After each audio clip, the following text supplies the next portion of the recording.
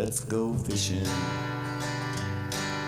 You know it's really great, let's go fishing. In the rivers and on the lakes, let's go fishing. It's easy when you try, floating on the water with good old Steve and Mike. Floating on the water with good old Steve and Mike.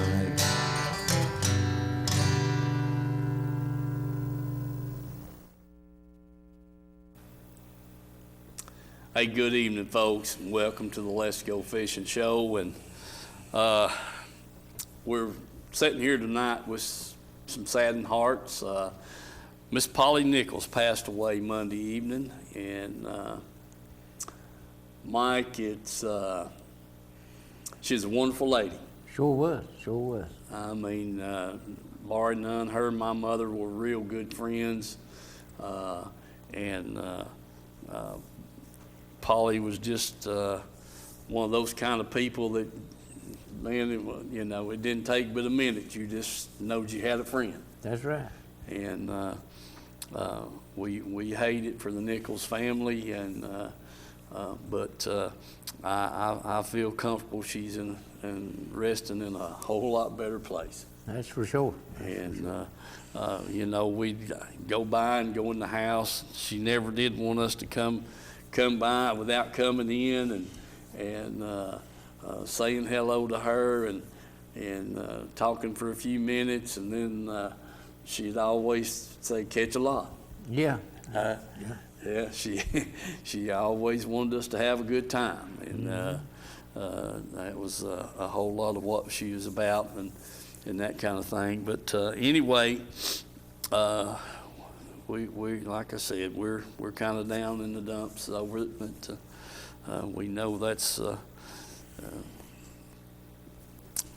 way the Lord planned it. So here we go. She's going to be. They'll have. She was born November the 5th, 1930, and passed away on December the 25th, 2019. Holly Gamble is in charge of the funeral, and they'll receive friends Friday night from 6 to 8, with the funeral to follow at 8 p.m. And then the burial is at Woodhaven Memorial Gardens in the chapel mausoleum at 1 p.m. there on Saturday. So just wanted to pass that information along to you in case you hadn't heard anything about it. But just wanted to get that out to everybody. Miss Polly will definitely miss you. Yeah.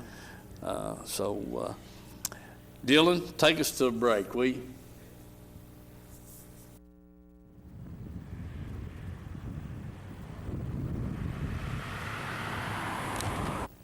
All right, folks, I'm here with David Ray, the local business manager here at 917. David, give us a little insight and history on the union. Okay, Steve, so we actually got started here in 1933, been around a long time. There was a group of individuals from the Norse Dam Project is where we actually originated from, was where Local 917 originated from. They felt like they needed a union in that area. They got a hold of the regional director for the International, which had an office in Atlanta at the time. And that's the history of 917. They established it. The work was going on the Norse Dam Project, and they decided they needed a union. Some of the wages back in 1933 to get started out, they were at $1.50 per hour is what the men were making running equipment. Mm-hmm. Now, it's according to what contract you're working under. We have equipment operators making anywhere from $25 to $35 an hour. We kind of pride ourselves on being professionals. We do have a 3-year apprenticeship program. So when you hire an operating engineer, you're getting a very qualified person, whether it be a crane operator or a dozer operator. We also have stationary engineers that work at the Federal Building, out at Oak Ridge, at Y12, over at Tullahoma. Mm-hmm. We've got heavy equipment operators in the Kingsport area. But we are well established, been here since 1933, and hopefully we'll be here another 80 some odd years. But all in all, people, I don't understand why they don't use union operators on any contractor, because they come with the contractor does not have to keep insurance on them. That is all done through the local. Mm-hmm. We have our health care, which covers our operating engineers, and they've got a good pension, which the local union takes care of all that. The contractor does not have to worry about that stuff. It's all in the total wage package.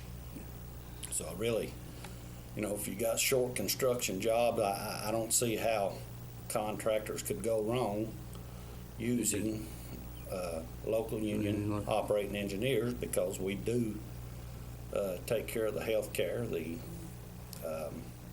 retirement. With an operating engineer, you have a professional, drug-free workforce. So when you come into our area, you will have a qualified member that we send you. It's a win-win situation for the contractor and also the employee, the union member from 917.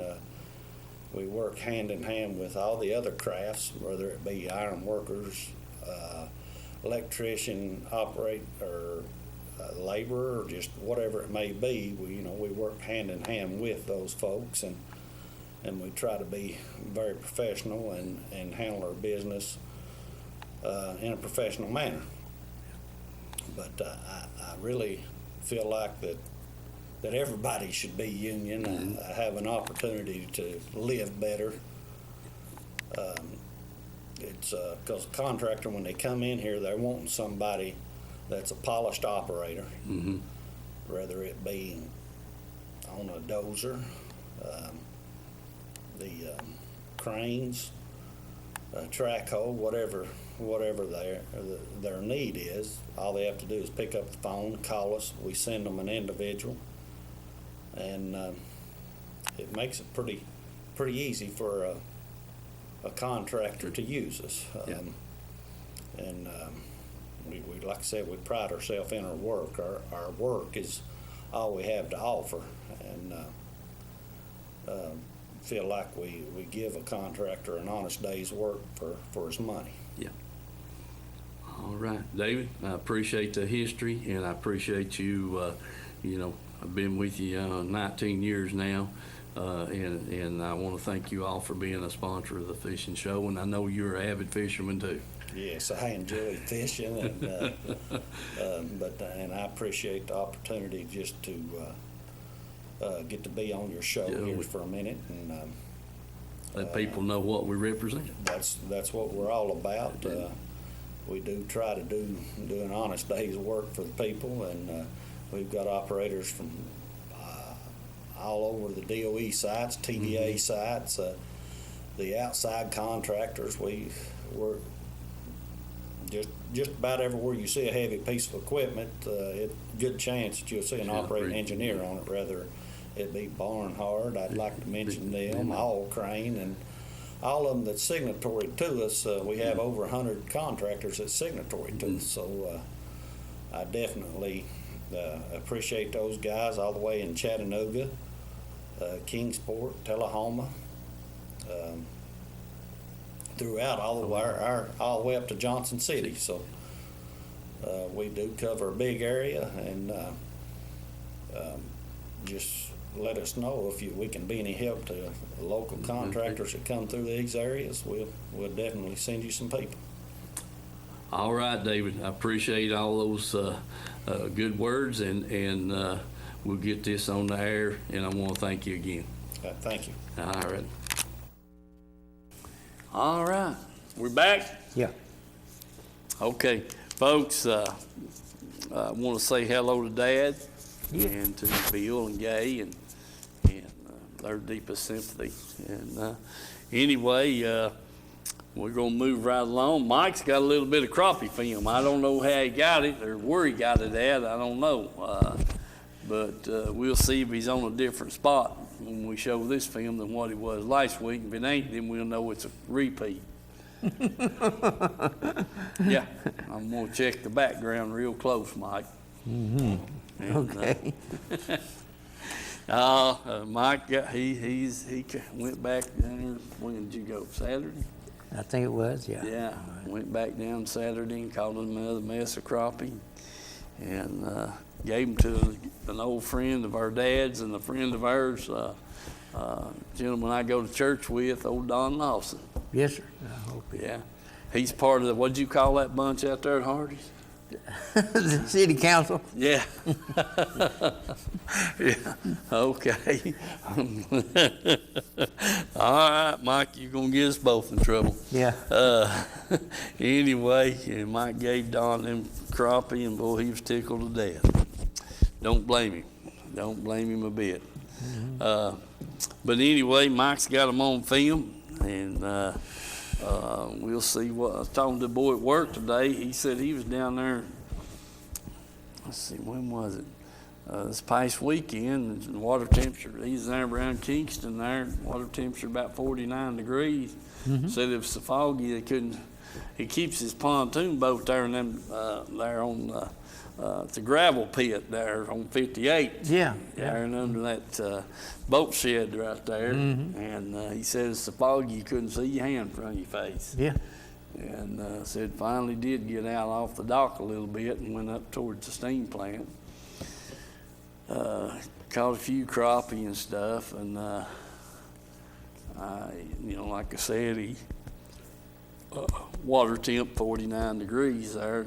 So it doesn't surprise me, right there coming out of the clinch and that kind of thing. That water, ever since they put the scrubber system in, Mike, at the steam plant, it hadn't been near as good. That's true. That's true. It hadn't been. The fish hadn't been there like they used to be, and because the shad's not there. Well, it ain't changing the water temperature that much. They're cooling it down more. That's right. That's exactly right. So, Yeah, it used to it was always warmer.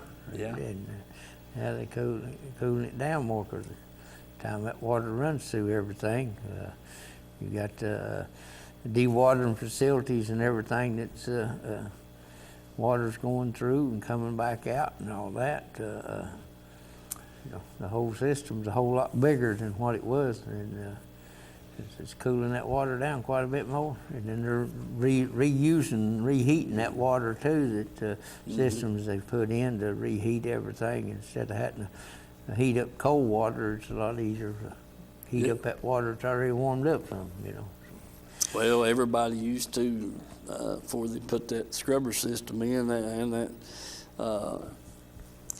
it was a boat race to get to the steam plant first. That's right. Yeah, and caught a lot of fish out there, but it's not near as good as it used to be.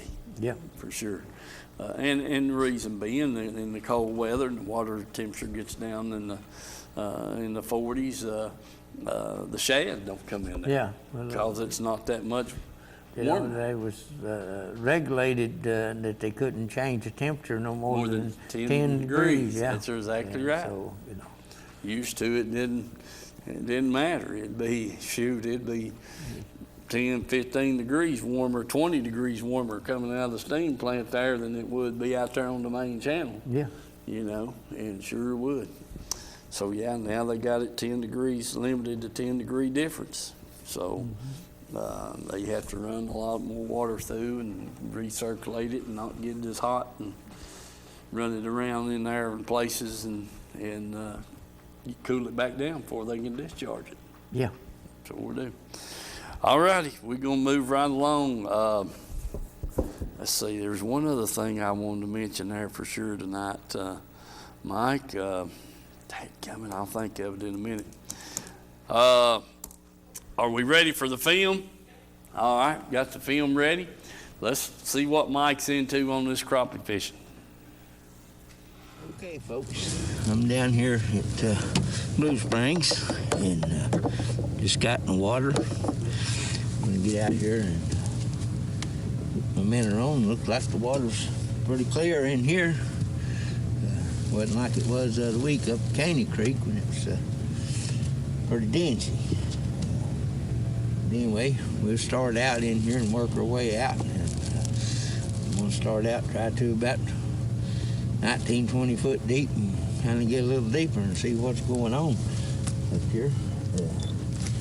Got to even turn the depth finder on to even tell you what the water temperature was. But anyway, hopefully we can get on them here and, for a little while before the rain comes in. It's supposed to rain sometime today, or maybe tomorrow and Monday or something. But anyway, we're going to try to see what we can do with them. And remember the sponsors, and let's go fishing. Okay, folks, you can see the minnows here.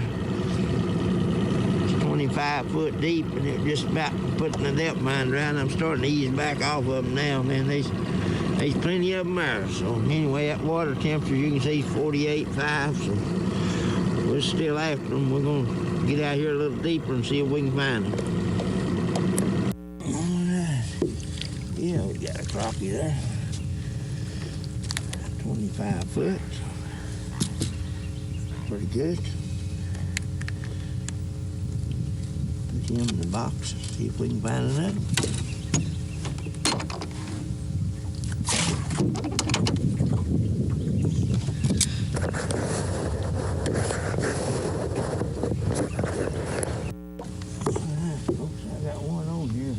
What it is. We're going to try him here. I think it's a crappie, all right. Pretty good little crappie. There, a little bit deeper, 28, 30 foot there. We'll get him in the box and see if we can find another one.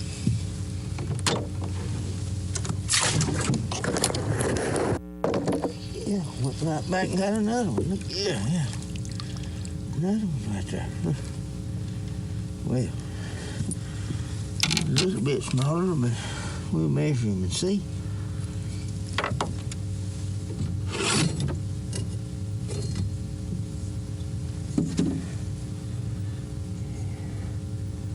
Yeah, he gonna make it.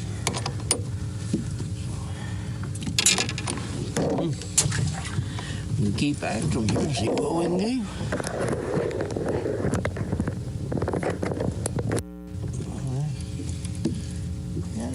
Here, let's see what it is. Oh yeah, that's the kind we're looking for right there. Yes, sir. That's a crappie. My goodness.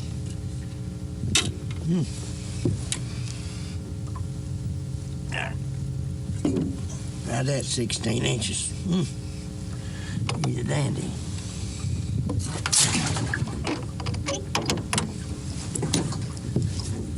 We can find a few more then. There's another minnow on here, maybe we can.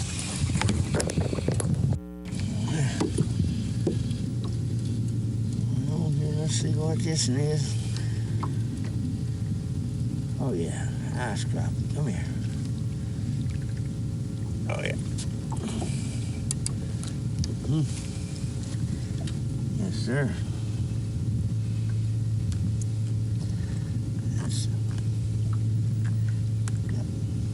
28, 29 foot.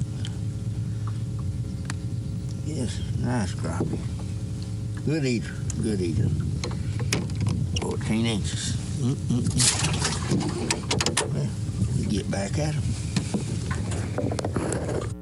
All right, got another in the bite here. Got here. Good fire anyway. Oh yeah. Yeah, that's another one of them dandies. Yeah. Man, that fill a frying pan up. I'm telling you. Nice. You come in here, try that.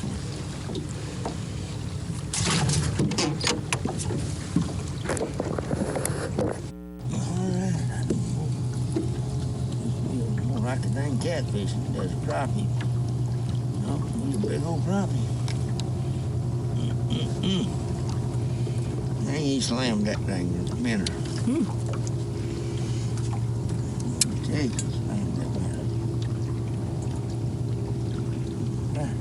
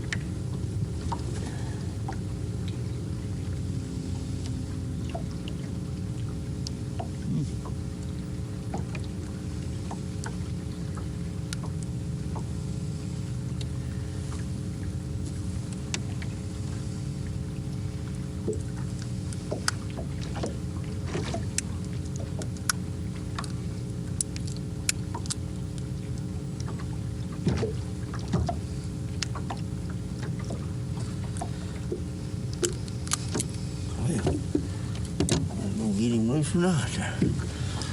Anyway, put him in there. That's 2, 4, 6. That's 7. Keep after him. All right, I finally got one to bite out there. That other one hung me up. I couldn't get him out. Let's see what we got here. Oh, yeah. Yeah, that's what we're looking for. And is that a whopper? Goodness. Ooh. Yeah. Mean, I'm telling you. Mean. Big and mean. My goodness. Whew. All right. See if we can get another. All right. Got one here. Let's see what this one is.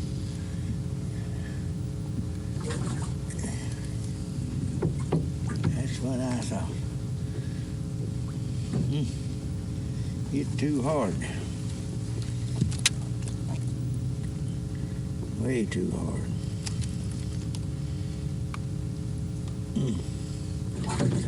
They gonna drum me. They go after it. They go after it. Get another minute on here and see what we can do with them.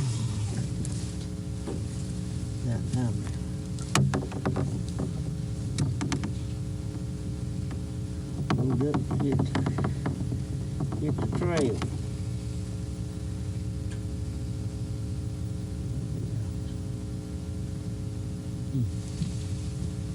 Anyway, gloves make it rough. Got another one on here. Let's see what this one is. Oh, yeah. That's the ones we're looking for right there. Yeah. He ain't as big as what I like, but we'll take him anyway. That's on gloves. You can't even wipe your nose with one of them, can you? I'm pretty sure you keep. Double check him and see. Oh, yeah. Yeah, no problem.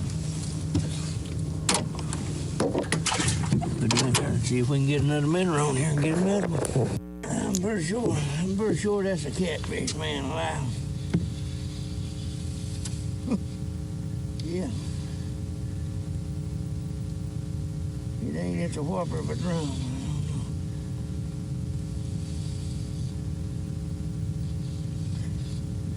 I just don't think it's no crappie.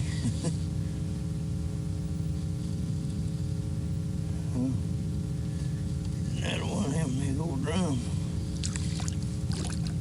goodness. Whew. That ain't no whopper.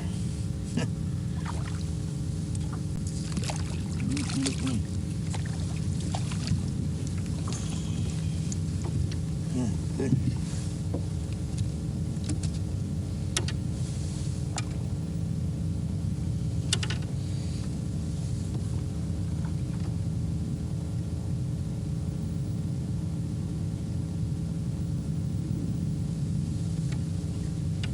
Oh yeah.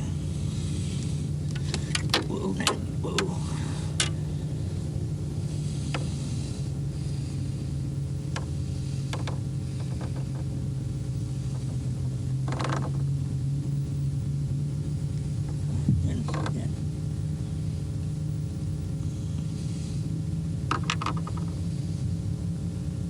Wrapped around everything in there.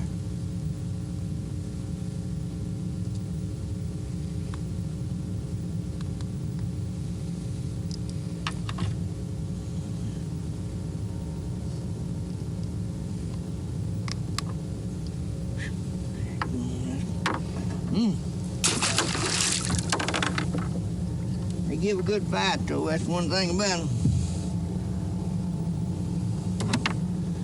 One thing about them. Where you at, that's for sure. Get the rig back up here and see if we can do something else.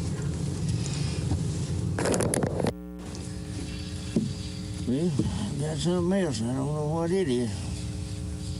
Oh, it just come off. My goodness, glad of that. Well, don't see no slime, so it couldn't have been a catfish. It's been about a big drum. All right. We can't do another one. Let's see what this one is. It sure is pulling good. There you go. Big old stripe. My goodness. Might have been what that other one was. He's a big one.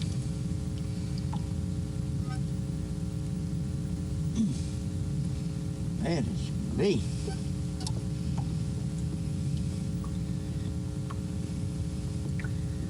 Definitely been eating good.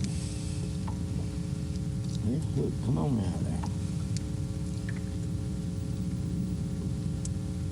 Get the claws over there.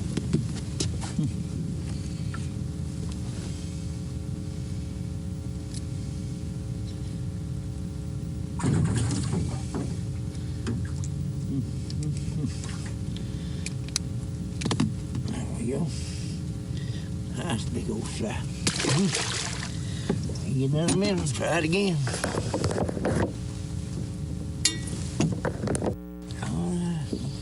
Another one here. Let's see what it is. Oh, it's a little stripe. My goodness. Yeah.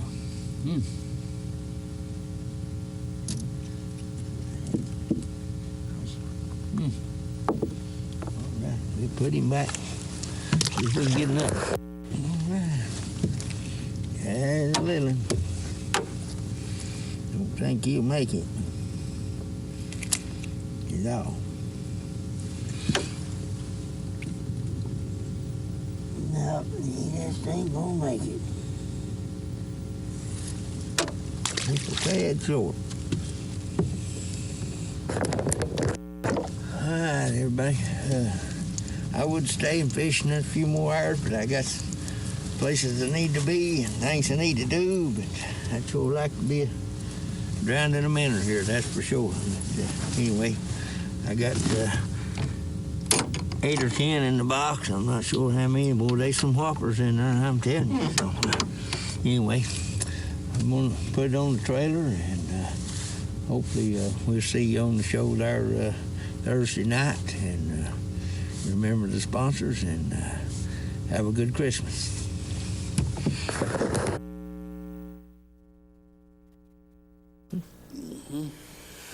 Okay, Mike. Yeah.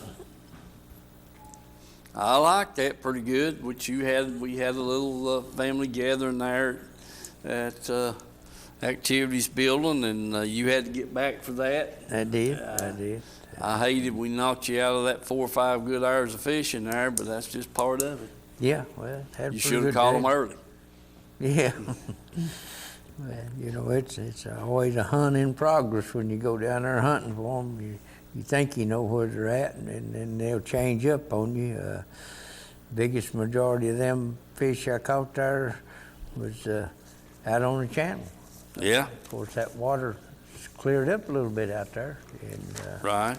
and stuff. And they did catch a few back in the pockets or the creeks, you know, going back in the mouth of the creeks a little bit, but most of them was out there on the channel. And that's it. That water temperature didn't change much from what it was when I put in all day long. You know, it stayed right there around 48, 49 degrees. Right. In the creek or in the channel, it didn't change much. But it was a pretty nice day. The wind wasn't too much to deal with or anything. Wasn't blowing hard or nothing, just a light breeze off and on. But most of the fish, like I say, started out from 25 to 35 foot there, just somewhere around in there. Some of them in there a little bit shallower, and some of them out there a little deeper. Right. I'd say 30 foot was a target range, really. You know, you could fish a little shallower or a little deeper or something. Sometimes you find one in that, but I caught some off of a rock ledge in there. It come out there about 25 foot and dropped down to about 32 foot, and caught a couple on that, and which I hadn't been catching many on the rocks. It mostly been the brush and stuff. And caught a couple of good ones off of some rock ledge there that where that creek channel winded around, you know, and stuff, coming out of that creek. So that was pretty good there to see that. But main thing, find them fish.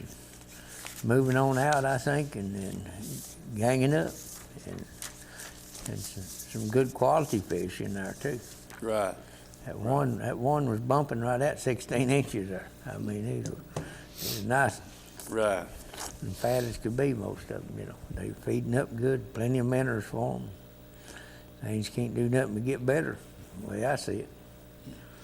Did you notice any of the rockfish breaking back in the hollers? Never seen a one, no, but there was a lot of schools of minnows. Seen some dead minnows floating on top, and gulls was a feeding like crazy in a lot of places, you know.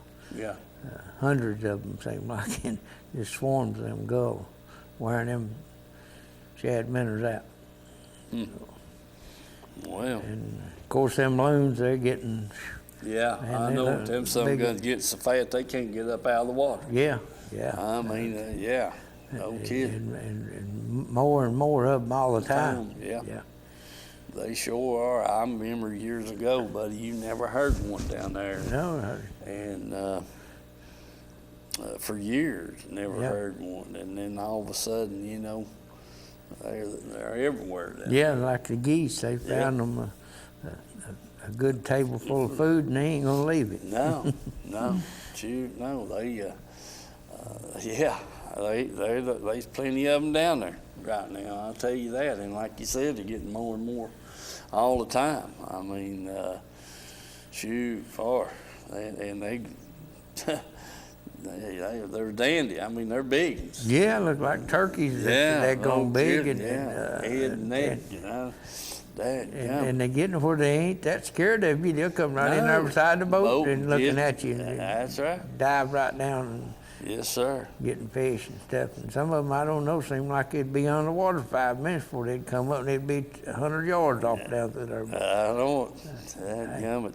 There ain't no doubt about it. They sure are. It's a beautiful sound to hear Yeah. them holler. No, I mean, I don't know how long they can hold their breath and how deep they can dive, but they sure wearing it out down there. Yep. I hear you.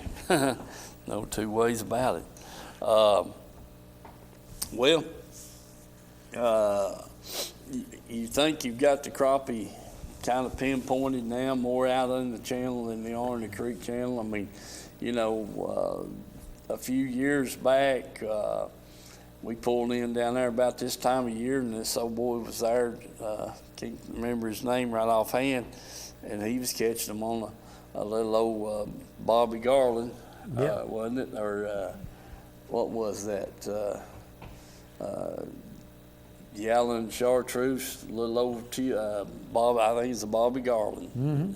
Yallen chartreuse, or Yallen green, and John Deere green. John Deere green. That's what it was. Yeah, and about 15 foot of water. You know, when he'd caught several good limits on that little old grub, and we was out there 30 foot deep catching them on minutes. You know? So they're kind of in everywhere, you know, not everywhere, but different depths, different locations, depending on where the structure's at and the creek channels around, you know, and that kind of thing. So what the heck? It's kind of like, you know, they all don't go the same place. No, it takes them a while. Wherever the food's at's where they're going to go. Yeah, and you know, heck, if they was all in the same place, it'd be so thick you'd snag them. Yeah, that's for sure. You wouldn't need any bait. Just drop down, get what you wanted, and then quit and go home. But that's not the way it is. You find some in there in 15, 16 foot of water around some brush off the edge of a creek channel, and then you go out there next to the main channel, and they're 30 foot deep. That's true. That's true. But this year, I've not seen and heard of anybody really catching a bunch of them trolling. And, you know, and you don't see them suspended on the depth finder even like you did last year. You know, and so I don't know what's going on with that. Maybe it's because of the minnows the way they are, but like I say, the other week that guy was talking about catching them up there before that big rain in Caney Creek, standing on the bank, but he didn't have no keepers. Yeah. And, right. 3 foot deep, so you know that's. Yeah. Well, you know, and I hadn't heard anybody say anything about Douglas. Douglas is usually a real good crappie lake. Yeah. But I hadn't heard anything from up that way. Anybody been fishing at Douglas, and but there's a lot of crappie in Douglas. But I hadn't heard anybody say anything how they was doing up there. So I guess we'll kind of have to stick to Watts Bar and see what's going on. Boy I work with, his brother was down on Gunnersville the other week and caught a few bass. And Rick Whitson called me this morning and said, "You working?" And I said, "Yeah." And he said, "Dadgummit." Anyway, he said, "Well, I'm off." And I said, "I was calling to see if you wanted to go to Chickamauga Saturday." And I said, "Well, I wished I could." Yeah. He was on his way down to Chickamauga this morning. And I told him that I had put in to be off a couple of days next week after New Year's, and thought, you know, we talked about going back down to Del Hollow, but anyway, he said, "I got to work next weekend." And I said, "Well, maybe one day we'll get on the right schedule." Yeah. So I don't know how Rick done today. I hope he done real good, but he had a good day for it. Oh, there ain't no doubt about that. Yeah, I mean, you take a day like today, this time of year, shucks far. I'd been fishing of a night. Yeah, the weather sure wasn't going to hinder you at all. Yeah, days like that. The weather was really great. I mean, it'll be a good day tomorrow too. It will, and ain't no two ways about it, Mike. It definitely would. Yeah, I was telling the boy at work this afternoon. He said, "Have you been fishing any?" I said, "No, I hadn't been, but I really wanted to go." I said, "I wouldn't care a bit to go of a night." He said, "What?" And I said, "Yeah." I said, "Hey, them fish don't know no different." I said, "Heck, we're the only ones that gets cold. That's right. I said, shoot, in the night, no colder than it is outside out there, 50 degrees. I said, heck, far, yeah, I can guarantee you about, man, catch them. And I said, you just start out shallow and fish a little bit in there shallow. If you don't get them, you just start easing your way out. And I said, finally you find out how deep they are. It's chaos. That's right. Had too many good trips up there at night this time of year when the weather would cooperate, and 4 or 5 good trips over the years, and just you didn't want to go up there and it's 25 degrees and blowing snow, but when it's in 50 degrees and you don't have to have everything you got wearing it to stay warm, then them fish they're going to bite. That's just all there are to it. Most of the time they're going to bite, and the only bad thing is you. Yeah. Well, even if that water cools on down, you get a good rain come in and muddy up that water a little bit. Just like Bill was talking about, that's when the old jig pole fishermen loved it, and that's when I used to like to get that flipping stick out and start hitting them rocky main channel banks and flipping and stuff, and them smallmouth would be right up there in that dingy water and looking for something. Yeah, but ain't no two ways about it. I mean, So anyway, like I said, the weather is right now is perfect for what we'd like to do. If we, just go up there every night. If you can't go over day, go over night, because you can catch some fish. I guarantee it. It's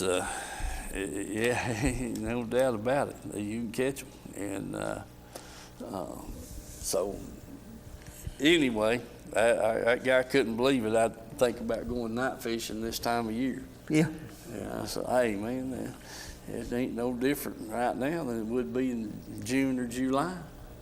Nope. You got to just figure out how deep they are. And, you get that first bite or two, then you stay right in that zone right there, and you can catch them. 'Cause they'll hit, I guarantee you. And just, when you go up there and it's 28 or 35 degrees, it's a little more uncomfortable. Oh, yeah. Yes, sir. Your fingers is cold, and everything you touch is cold. So now when it's 50 degrees, it ain't that bad. So anyway, let's, Dylan, take us to another break, will you?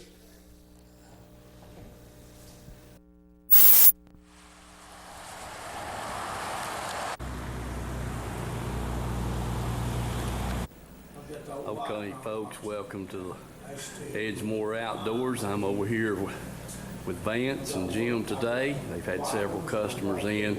Just to give you a little idea of the whole shop. You guys have seen it. You know what's in here. I mean, it's, everything that you're looking for. And then let's keep getting all the new stuff in. So we're going to get over here to the counter and visit with Vance. He's been making a list. And we got a bunch of reels up on the cabinet, and we're going to take a look at that. Everything in the world in here, fishing lures, lines, plastics, sunglasses, all kinds of baits, swim baits, jigs, spinner baits, plugs, rods, reels, boat saver. I mean, it's all here. So come by and see Edgemore. We'll get over here and see what Vance has got us here on the counter. All right, folks, I'm here with Vance behind the counter. Vance, what you got laid up here for us, bud? What we got here is some newer Daiwa spinning reels and a Daiwa Tatula CT bait caster. Uh-huh. And then we also got a newer Lew's bait caster here. It's a Tournament Pro. Yeah. We got some new Dixie Custom feather stick rods here. Well, now, you've been bragging about that rod a whole lot. Let's hear about it. Well, this rod's a little bit lighter than the other models. It's also, the blank is made thinner, and instead of just red foam, it's got actual red wind grips on there for it. Uh-huh. So that's a real nice rod there. Well, I picked it up. I sure did like it. It is light about that, and it's got some good backbone to it to be that light. So that's a plus. Now, what about these two reels right here? You got a Daiwa Revros here, that's $49.99. Mm-hmm. And a Daiwa Exceller here, $79.99. Well, I tell you what, they sure feel smooth to me. They're light, they're smooth. It's a real good quality reel for the money there. Okay. We also got Mega Bass. Got all that in here. Got some Mega Bass Got Mega Bass. Yep. We got some new braid, different kinds of braid that is fluorescent. Yeah. Glows under high vis. Okay. Got the Tokyo rigs. Got new VMC Nico shroom weights. Yeah. All right. Well, listen, folks, get by here to see Edgemore Outdoors. Jim or Vance will be here. Got live bait, night crawlers. I mean, you know, hey, if we don't have it here, you don't need it. So get by here and visit with Edgemore Outdoors. We're back. Okay, Mike, let's see. What was it we was just talking about there? Them rods? Huh? Yeah. About anyway, I mentioned to Mike there, or mentioned on the show the other night about going over there and getting me and you another spinning rod, and my wife set Mike up for me there. He got me a gift card for over there, so I just got to get it, go by the Jim's and pick me out another fishing rod, Mike. Yeah. Yeah, you and her done good. I'm proud of it. Sure did.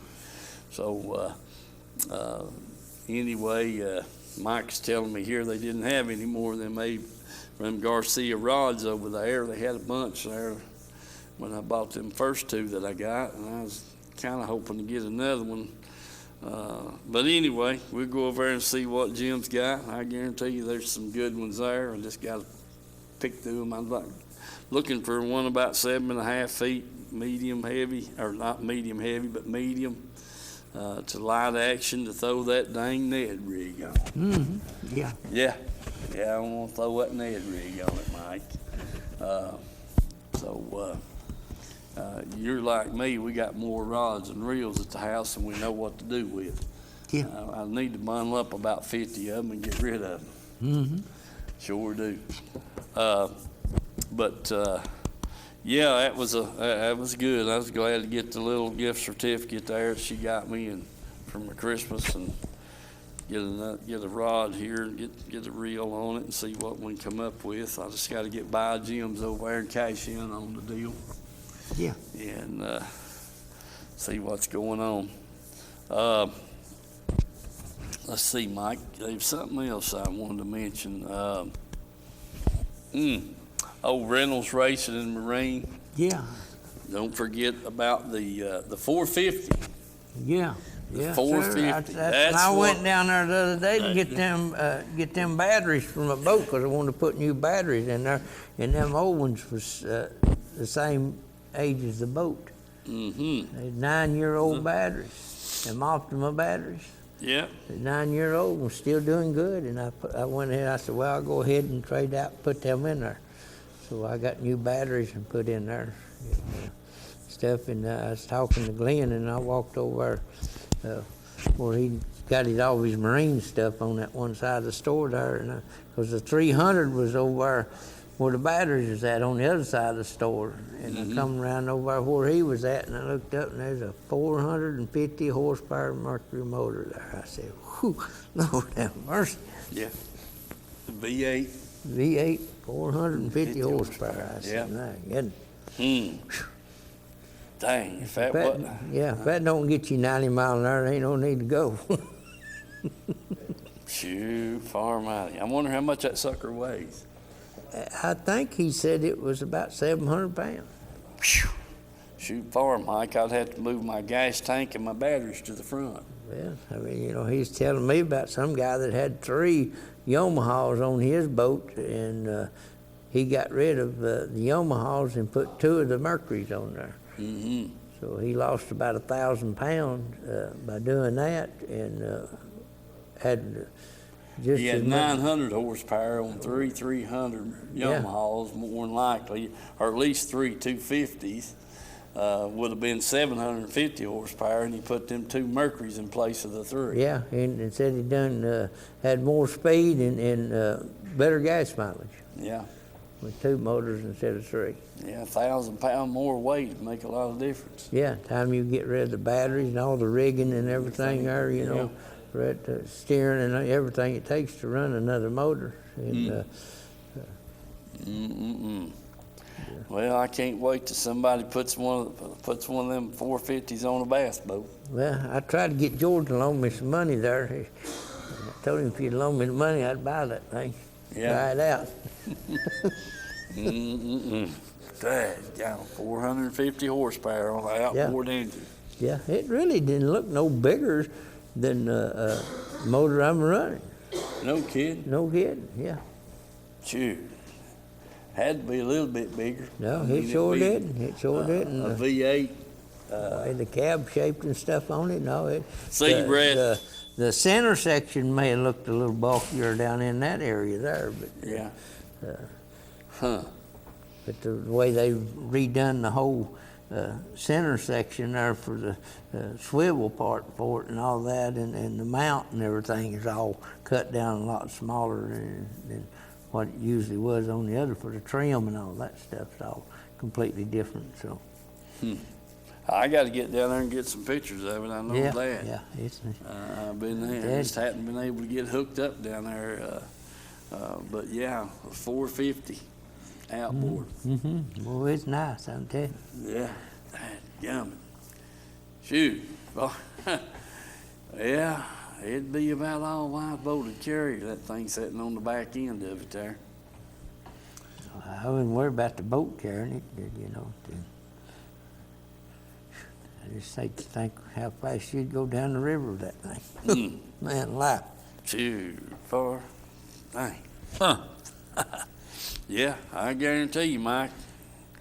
You know, we had them high performance, them 2.5 high performance there, and that's supposed to be about 265 horsepower then, and we was moving on with one of them motors. You can imagine twice that much power on there. Yeah. He said it turned about, I thought he said 6,400 RPMs. Probably you could probably run a 35 pitch prop on that. Yeah. I wouldn't doubt it. Shoot. You run a 25 pitch on a 250. Yeah. 450, you ought to be able to run a 35. I got to get down there and look that thing over, Mike, for sure. Man alive. 450 horsepower, folks. I never thought of it. Anyway, if you get a chance, stop by Reynolds Racing and Marine. Check it out. You may want to own it. Yeah, that's right. I don't know. Glenn's got several new boats in down there. I mentioned them last week. He's got that orange and white Bullet with the SST and orange and white with the black bottom on it. I want to check that out. I seen it there Saturday as I come through. Yeah, it's sitting up there next to the window. Okay, 10-4. That's good. Still got the Stratus, trade-in. He thought he had it sold, and anyway, it didn't go. Make a good starter boat for one of these high school, elementary school, 7th, 8th graders, wanting to get into the fishing. Make a good boat for that, starter boat for somebody. And he says the boat's just immaculate. He can't find a scratch on it. You know, if you wanted to move on up for a bigger boat, you know, yeah. I mean, if you're running a 16-foot boat and you want to move on up to 18 or whatever that thing is, then, you know, that'd be good to move up into that. Yeah, sure would, Mike. There's no two ways about it. Trading up all the time. Trading up, but do stop by there and check things out. Make sure you got your boat winterized, folks, if you're not going to use it. Like mine and Mike's, we fish year round. Sometimes it might be 2 or 3 months or a month, 6 weeks between trips for me. Mike, he uses his pretty much about every other weekend or every week, this time of year when the weather's decent. So Yeah, I like to keep mine limbered up every chance I get, but I just hadn't had many chances. Yeah. Mike, I sure hadn't. Let's see.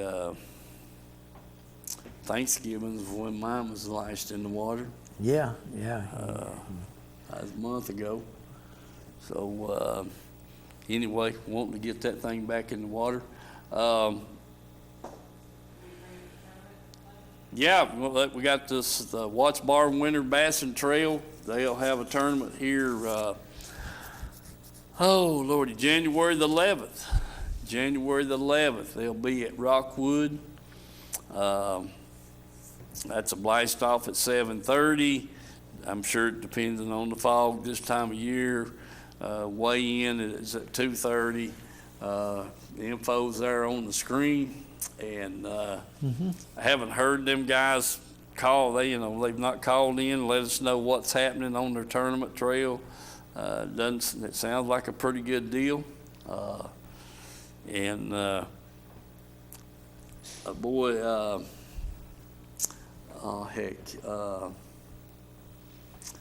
fished a tournament on Milton Hill this past weekend. Said it took a little over 17 pounds to win. That ain't real good. So he said they're catching the fool out of fish on Milton Hill right now. Well, that's great. So Great. I don't know how many boats was in it or anything. He didn't say, but he had fished it and said it took 17 pounds, over 17 pounds to win. So pretty good little bag of fish. That dang right that is. A real good bag of fish. Yeah. So anyway, want to remember that. Like I said, they'll be at Watts Bar Winter Bassin to be at Rockwood on January the 11th, and then they'll go to be at Caney Creek on January the 25th. Yeah. And then back to Rockwood on the 8th, and then back to Rockwood on the 22nd. Yeah, February. Yeah. Yeah, in February. Well, I'll tell you right now, you got, 2 more months, and then you got to buy a new fishing license. So if you want to take advantage of using the ones you got before they run out, you better get out there on the water. Better get on the ball, Mike. That's why I want to get going as much as I can between now and the end of February. Yeah, get your money's worth Get out my of money's worth out of them. That's exactly right. Yeah, they'll be wanting to go up next year. it. Yeah, yeah, again. All right, we got about 3 minutes left. 2.5. Dadgummit, Mike, you've talked a long time. Yeah. Folks, be safe. Be careful what you're doing. God bless you all, and we'll hope to see you next week. Maybe Mike will get a chance to get on the water and catch some more fish.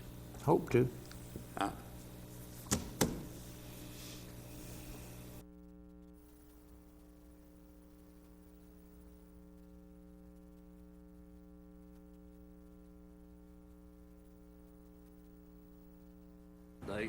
That's 5 days a week. They're open from 8 to 12:30 on Saturday.